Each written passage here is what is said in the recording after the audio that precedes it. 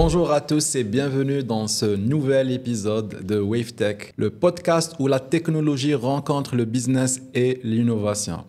Aujourd'hui, nous allons explorer un sujet fascinant et essentiel, l'image de marque dans le secteur technologique Branding in Tech. Prenons l'exemple d'une entreprise B2B spécialisée dans les nouvelles technologies. Bien souvent, ces entreprises se concentrent presque exclusivement sur la rapidité et la performance de leurs services ou solutions technologiques.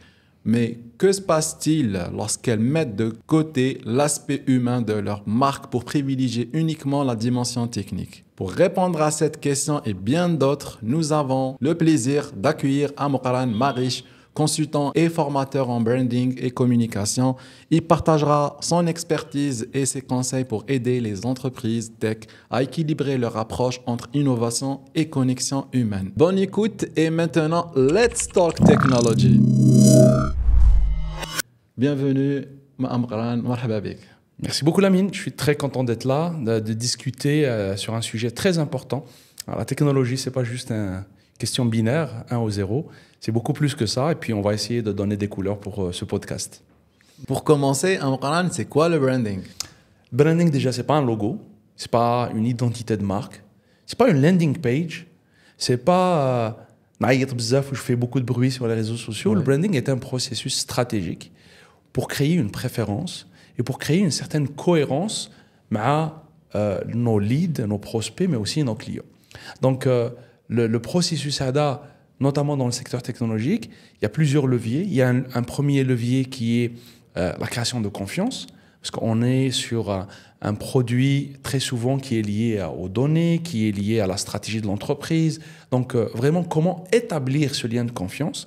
Et le branding va aider à ce qu'on se différencie des autres concurrents, mais aussi créer un lien émotionnel fort. Puis le deuxième point, c'est comment matérialiser. Parce que contrairement à des marques de chocolat, de dates ou d'autres choses, on est sur un produit quand même qui est immatériel. C'est très souvent une entreprise technologique, notamment les SaaS, offre un produit qui est immatériel. Donc le branding va matérialiser cette entreprise-là, ce service, cette plus-value que l'entreprise offre à ses clients. Parfait. Et c'est quoi le branding dans le secteur technologique? Dans le secteur technologique, justement, la spécificité, c'est qu'il y a déjà une très forte concurrence. Très souvent, on va essayer de différencier une entreprise d'une autre, un service d'un autre. Si tu vas, par exemple, sur un des sites web que vous hébergez chez Ayarad, dans le secteur technologique, on peut aller sur des sites web, enlever le logo ou le nom de l'entreprise, placer un autre logo, un autre nom d'entreprise, et tu as l'impression que c'est la même entreprise.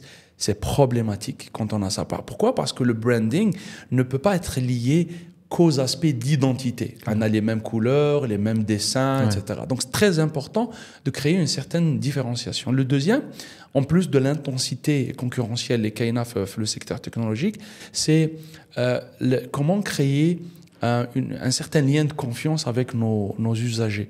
Et les entreprises technologiques offrent très souvent un lien de communauté. C'est-à-dire qu'on va essayer de constituer les gens qui aiment iOS, les gens qui aiment Android, les gens qui aiment JavaScript, les gens qui aiment Python, etc. Donc, c'est vraiment une création de communauté. Donc, le branding va au-delà de créer sur tous les toits ou sur toutes les plateformes numériques ou les applications mobiles qu'on existe. Sur le plan technologique, il s'agit très souvent de la création d'une communauté engagée. Les Ubuntu, ou là, par exemple, qui trouvent sur GitHub, ou là, sur certaines plateformes web, tu trouves qu'il y a des communautés qui elles-mêmes défendent une entreprise, un produit, un service ou une manière de faire. Et c'est vraiment une spécificité que j'ai remarquée très forte dans le secteur technologique. Amoukaran, selon toi, quelles sont les erreurs les plus fréquentes que les sociétés technologiques font en matière de branding? Une des erreurs les plus communes, alors c'est vraiment international, c'est regarder comment ma marque a des spécificités techniques extraordinaires, acheter mon produit. Abonnez-vous à mon service. C'est vraiment la chose que je vois le plus souvent, que ce soit avec mes clients ou les entreprises concurrentes, c'est qu'on fait l'emphase trop sur un aspect technique, parce que les gens qui créent les entreprises technologiques sont très souvent eux-mêmes des techniciens, des ingénieurs, des gens qui sont très versés dans la technologie. Donc, en fait, ils tombent en amour avec leurs produits, ils tombent en amour avec leur langage, ou là, le langage, je veux dire, de programmation, ou quelque chose du genre. Et donc, du coup, dans leur communication, quand ils présentent, ils ne vont pas s'intéresser à ce qu'ils apportent comme solution à leur clientèle, à leurs prospects, à leur communauté. C'est le nombre de capacités de mon serveur, comment que il est plus rapide, comment il est plus efficace, comment il est plus facile à coder, etc. Or que, what's in it for me? Qu'est-ce que j'ai à gagner en tant qu'usager? Je ne suis pas un tech, je ne suis pas un gars de tech. Je veux la solution, je ne veux pas les technicités de l'outil que tu m'offres. Donc, c'est vraiment une erreur commune. La deuxième erreur que je vois très souvent avec les entreprises technologiques, notamment en question de branding, c'est qu'elles utilisent un branding très général, ça veut dire très lisse, très semblable à ce que les autres entreprises technologiques font elles-mêmes. Donc, du coup, on se noie dans la masse, on n'a pas un moyen de démarcation. Quand on va aller sur les sites web des entreprises technologiques, on peut enlever le logo d'une entreprise et placer un autre, et tu ne verras que du feu. Voilà, ça veut dire que c'est vraiment très semblable. Or que c'est problématique. Je pense que c'est très important d'avoir aussi un aspect identitaire fort, to be bold in branding. Donc, je crois que c'est très important pour les marques technologiques, pour les entreprises, qu'on parle de start-up ou de consultants en technologie, de bien réfléchir sur son identité de marque et de ne pas se noyer dans la masse. Vraiment avoir des démarqueurs, des éléments qui vont faire en sorte à ce qu'ils soient reconnaissables.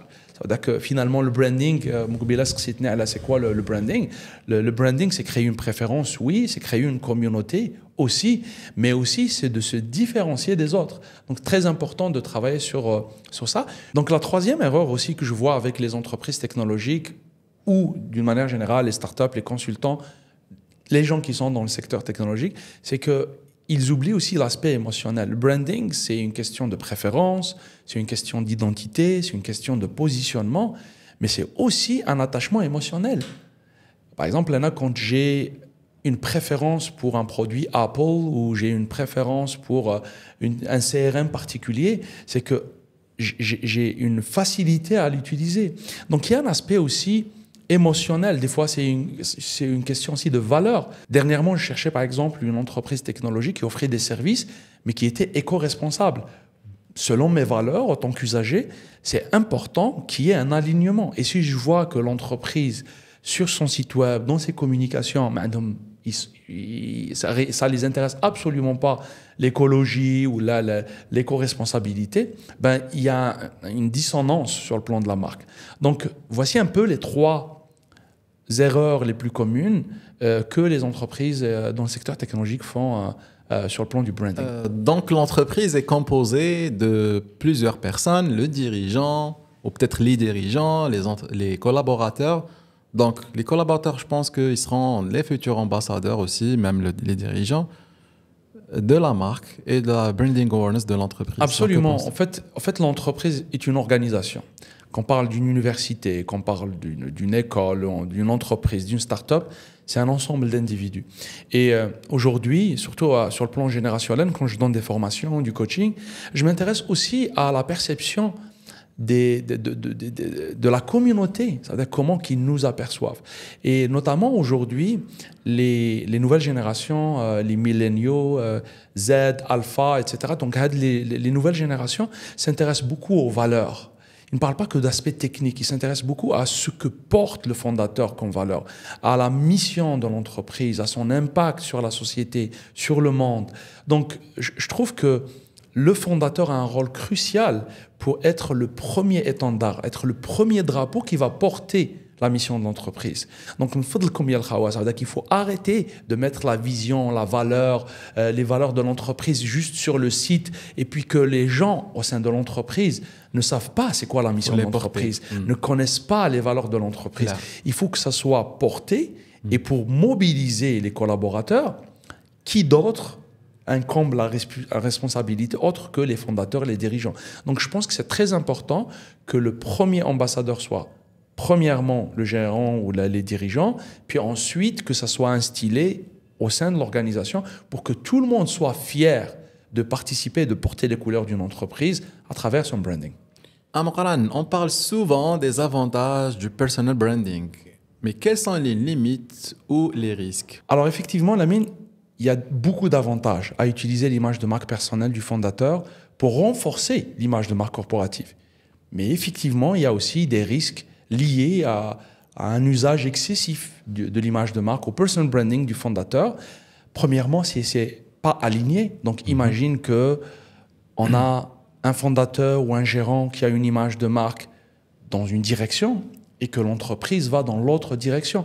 Si je reprends l'éco-responsabilité, imagine une entreprise qui dit on a des valeurs d'éco-responsabilité et que le fondateur voyage qu'en avion et qu'il a donc son empreinte carbone est complètement explosée. Donc il y a un non-alignement entre l'image de marque personnelle et l'image de marque corporative.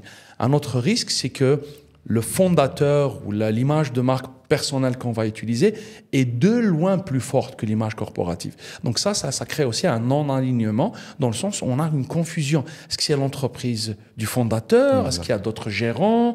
Qu'est-ce qui est plus important finalement? Donc il faut qu'il y ait un équilibre entre les deux.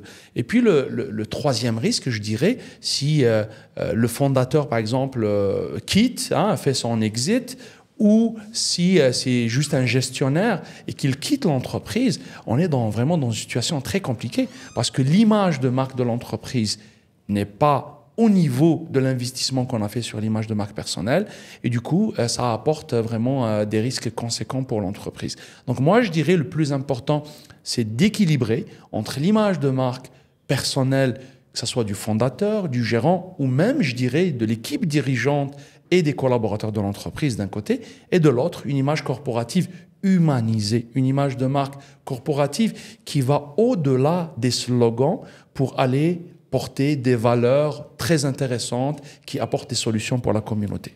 Moi, je pense que je le vois au jour d'aujourd'hui, le brand awareness de Elon Musk, par exemple, il est plus important et plus connu que ces entreprises. Donc, par exemple, PayPal, Tesla ou SpaceX et tout ça. Effectivement, le cas de Elon Musk est un cas d'école. Après, des fois, c'est l'exception qui confirme la règle. Ça veut dire que Elon Musk nuit beaucoup à certaines de ces entreprises. Par exemple, comme pour Twitter, il y a beaucoup de gens qui fuient maintenant Twitter, qui quittent la plateforme pour aller sur Blue Sky. Je ne sais pas si tu connais, c'est une plateforme alternative que les anciens de Twitter ont créée et qui est beaucoup plus safe. Moi-même, j'ai créé un compte là-dessus. Vous pouvez me suivre si vous voulez sur Blue Sky.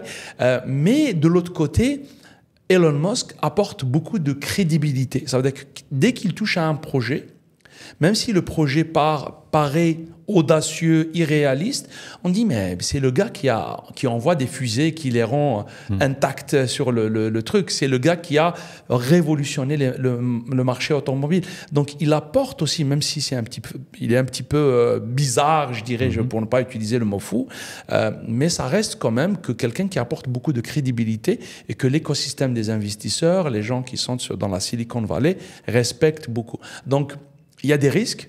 Je dirais que peut-être que Elon Musk un jour va nuire grandement à une des entreprises, que les actionnaires vont se désolidariser d'une entreprise, comme aussi il peut créer des entreprises ou peut renforcer certaines entreprises. Là, par exemple, si Elon Musk devient actionnaire dans ton entreprise, il y a quelque chose qui se passe.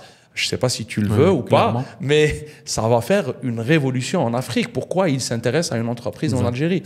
Donc, c'est vraiment à prendre avec des pincettes. Mais je dirais que le plus intéressant, c'est vraiment de travailler d'une manière authentique et concertée pour que ça soit cohérent. C'est-à-dire que l'image de marque de l'entreprise et l'image de marque personnelle du fondateur ou des collaborateurs sont complètement alignées. Est-ce que tu penses que aussi un cofondateur ou un fondateur ou un dirigeant doit avoir obligatoirement des valeurs et même une image de marque? Les valeurs, il doit les avoir, c'est clair, parce que surtout quand je veux travailler avec une entreprise, il y a beaucoup de gens qui parlent de B2B, B2G, B2B2C, mais la vérité, c'est du H to H, c'est de humain à humain. Donc, si par exemple, je choisis de travailler avec une entreprise, oui, je fais un comparatif des prix, des services, etc. Mais quand très souvent, je parle surtout par exemple quand on parle de B2B, c'est des relations entre des personnes. Donc, si pour faire son choix, de décider entre une telle soumission et une autre, ben on va voir, est-ce qu'on a des référents, est-ce qu'on a des gens qui vont recommander? Si tu connais dans ton entourage quelqu'un qui va dire non, va avec l'entreprise B plutôt que l'entreprise C, ben ça renforce le lien de confiance.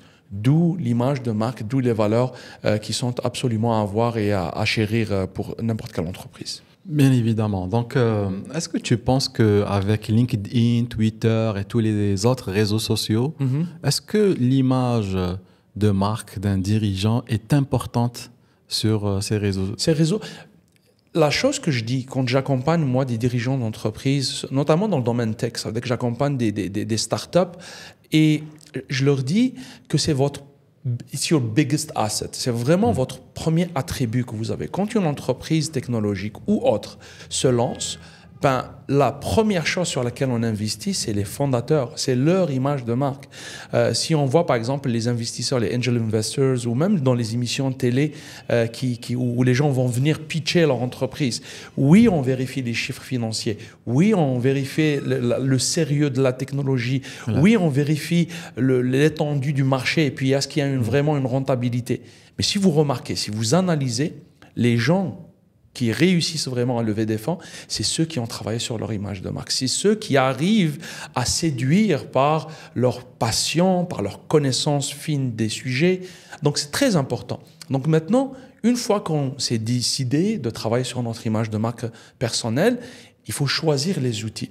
Et l'erreur, Lamine, c'est de dire, tu sais quoi, j'ai des ressources, je vais aller sur tous les réseaux. Je vais être sur X, je vais être sur TikTok, Raïhakma sur TikTok, donc je vais aller sur TikTok, je vais aller sur des blogs, et on se disperse. Alors que ce que je recommande à mes clients, c'est de ne pas diluer leurs efforts. Parce qu'en tant que fondateur, en tant que gérant d'entreprise, on a besoin d'être stratège, puis d'aller vers un bon return on investment, un bon ROI. Ça veut dire que quand Lamine, ou quand Mouqran, ou quand Jafar ou Halima prennent 1 heure, 2 heures de leur temps d'écrire un article de blog, de faire une vidéo sur YouTube, c'est quoi le retour sur investissement de cette heure ou 2 heures ou 5 heures à consacrer à la création de contenu? Donc moi, je dirais qu'il faut être très stratège, et selon l'écosystème dans lequel vous êtes, selon la cible que vous avez définie dans votre marché, ben vous allez choisir la meilleure plateforme. Donc, Anna, je suis un fervent défenseur. Moi, on me connaît.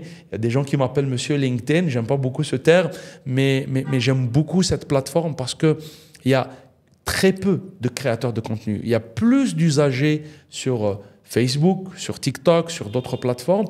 Mais l'intérêt de LinkedIn, c'est que les gens sont timides. Ils veulent pas nécessairement créer du contenu parce qu'ils ont peur d'être jugés.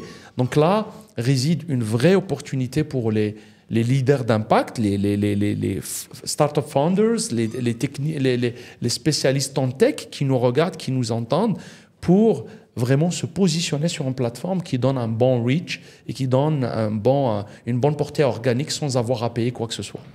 Donc les réseaux sociaux sont importants, mais surtout spécialisés. Donc on peut être bien présent sur un réseau social bien défini parce qu'il y a une cible de clientèle, peut-être que je suis trusted advisor. Oui, c'est ça. Donc le plus important, c'est pas d'être, c'est pas d'exister sur la plateforme, mais vraiment de performer. C'est pour ça que je privilégie un bon return on investment. Ça veut dire que quand je dis investment, ça ne veut pas dire que de l'argent, mais le temps, c'est de l'argent. L'énergie, le fait d'engager un community manager ou quelqu'un, ça veut dire que tout ça, c'est de l'investissement. Donc très important de ne pas juste de dépasser l'état d'exister sur un réseau social à performer et créer une référence.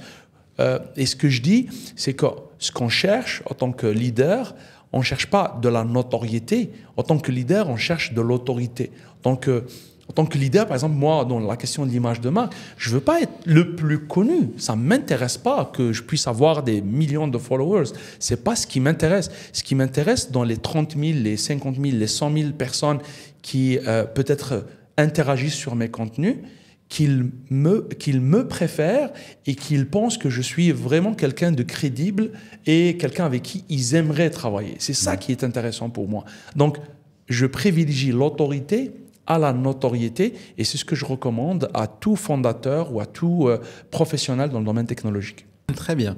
Je partage aussi clairement ton avis.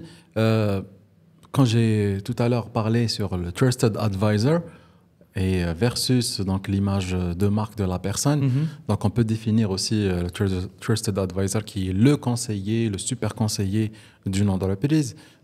Il doit clairement travailler sur son image de marque et, comme tu as dit, définir ou contribuer sur des articles bien étayés, bien développés, absolument, sur les réseaux.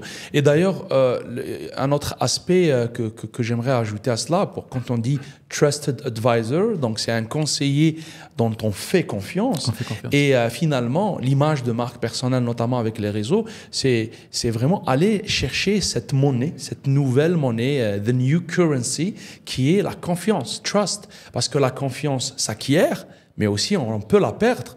On peut être bon aujourd'hui, on peut être moins bon demain.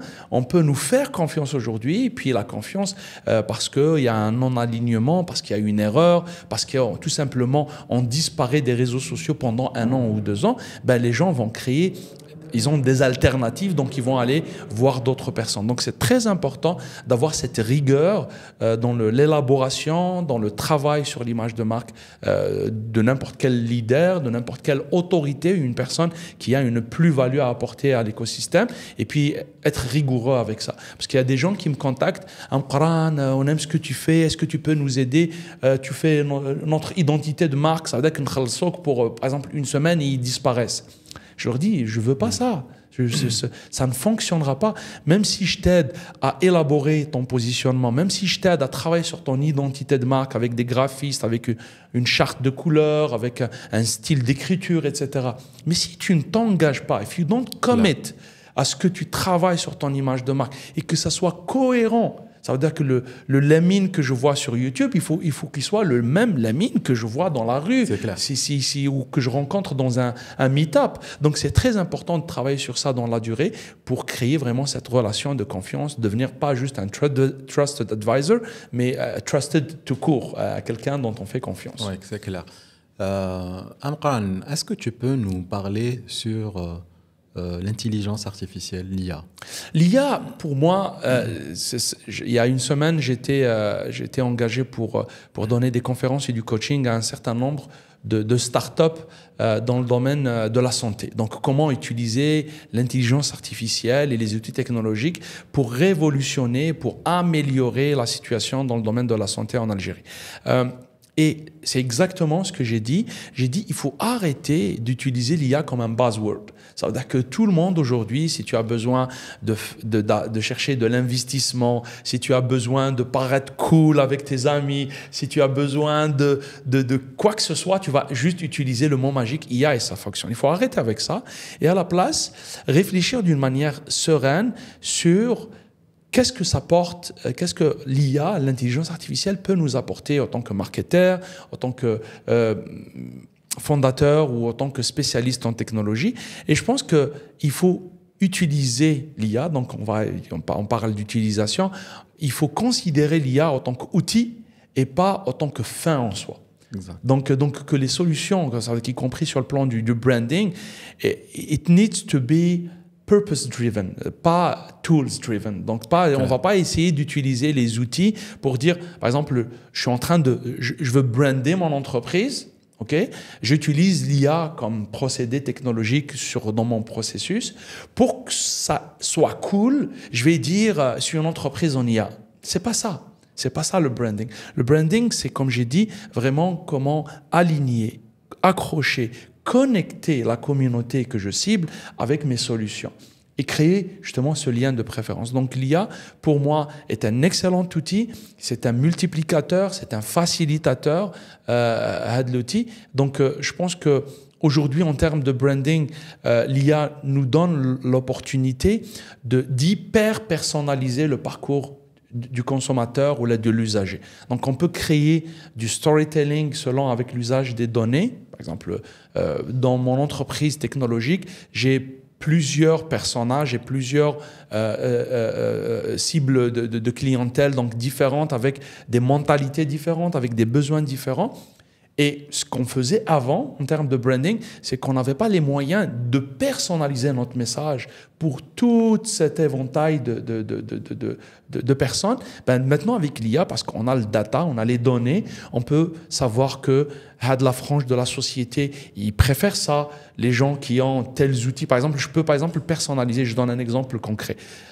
Grâce aux data que j'ai, je peux, en tant qu'entreprise technologique, personnaliser mon marketing, mon branding pour les gens qui sont sur iOS, qui est un système donc d'Apple, et les gens qui sont sur Android.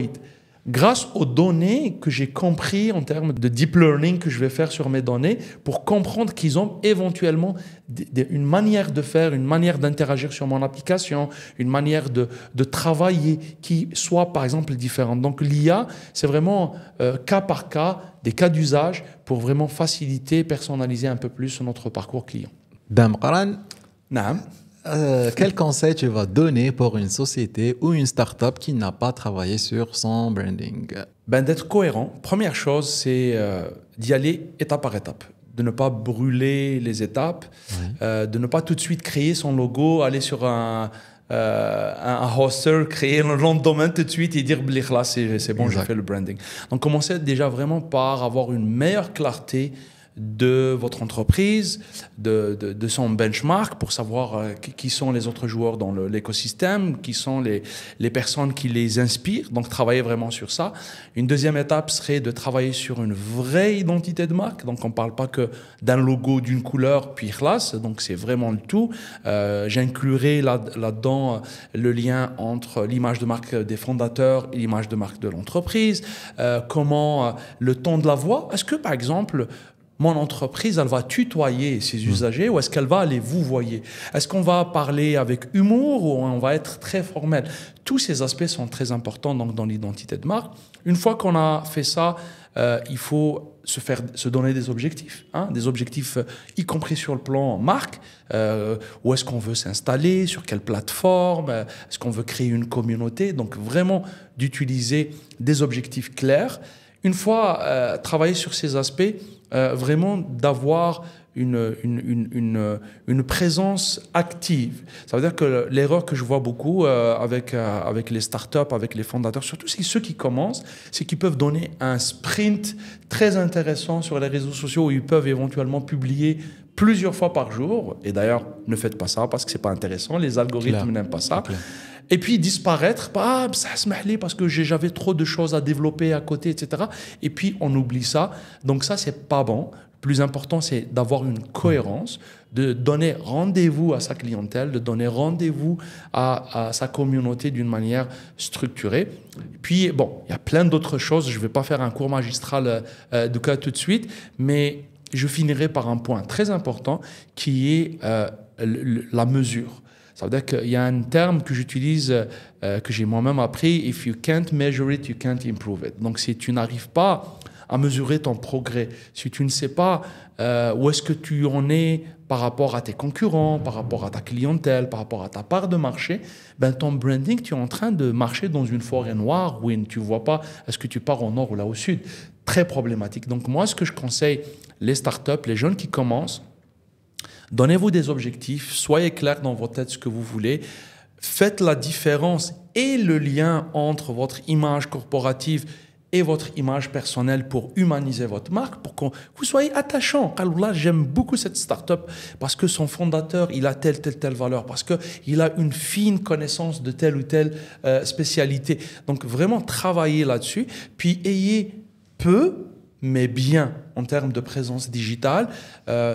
Une des choses que je recommande beaucoup à mes clients, c'est de ne pas tout miser sur les réseaux sociaux. Parce que les réseaux sociaux, c'est facile. Tu te dis, Anna, je vais faire une publication tous les jours, un reel, un live, etc. Mais ce n'est pas aligné, ce n'est pas stratégique.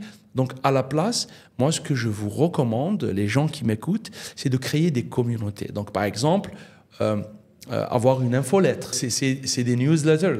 Donc, tu te crées une infolettre parce que les gens vont télécharger, vont te donner le droit de faire toc-toc. J'arrive dans votre boîte mail et puis j'ai un article intéressant. Et d'ailleurs, dans cette infolettre, la newsletter, je ne vais pas faire de la promotion. S'il vous plaît, arrêtez avec ça. Arrêtez avec ça. En 2025, infolettre. Tu cliques, tu rentres et puis on a tel produit, acheter. Non, il faut arrêter avec ça. Les gens ne sont pas dupes. Est-ce que quand tu reçois un mail avec plein de pubs, clairement non. Les gens ici, personne. Donc pourquoi on continue à le faire? Soyez intéressant, pas intéressé. Soyez intéressant pour votre public. Puis, finissez par mesurer, par exemple, au bout d'un mois, au bout de 3 mois, la communauté, le taux d'ouverture, le taux de rebond. Donc, il faut vraiment se faire un dashboard, se faire un tableau de bord pour savoir où est-ce qu'on en est dans notre travail de marque. Et puis, sincèrement, un bonus, je peux.